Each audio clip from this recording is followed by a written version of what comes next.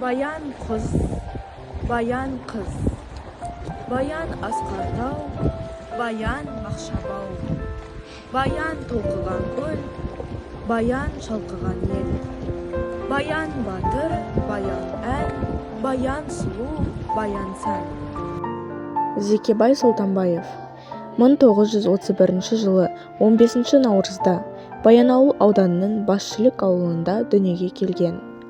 Балалық шағы Ұлы Отан соғысының ауыр жылдарына тұспа-тұс келген ол тылда еңбек етті.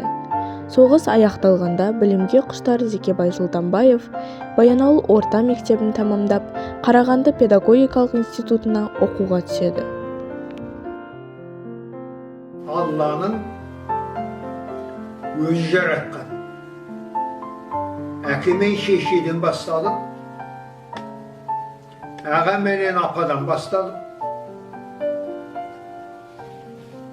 ал бүкіл елің, жұртың, туған туысың жанашырыңнан басталып, өмір бойы мектеп.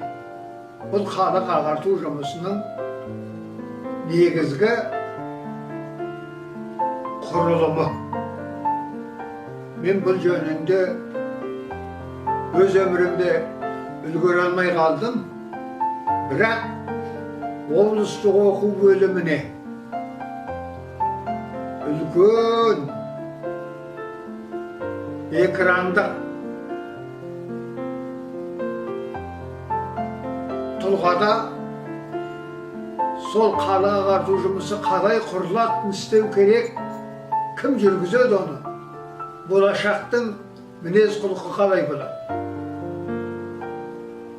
Еңбек жолын Омбы облысы Есілкөл ауданындағы Қасқат ауылдық мектебінде мұғалім болып бастайды. Кейін жұмысын туған жері Баянауыл ауданында жалғастырады. Сұлтанбаев педагогика жолында КСРО және Қазақ КСР білім беру үздігі атанып, Ыбырай Алтынсарин атындағы медалін иемденді.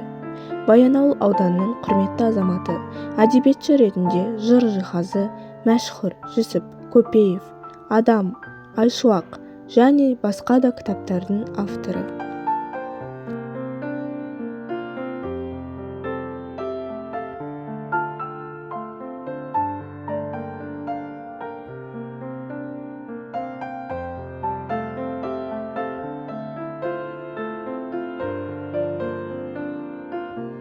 Баянауыл аудандық орталық кітапхананың библиография бөлімінен Зекебай Сұлтанбаев туралы ақпарат таба аласыздар.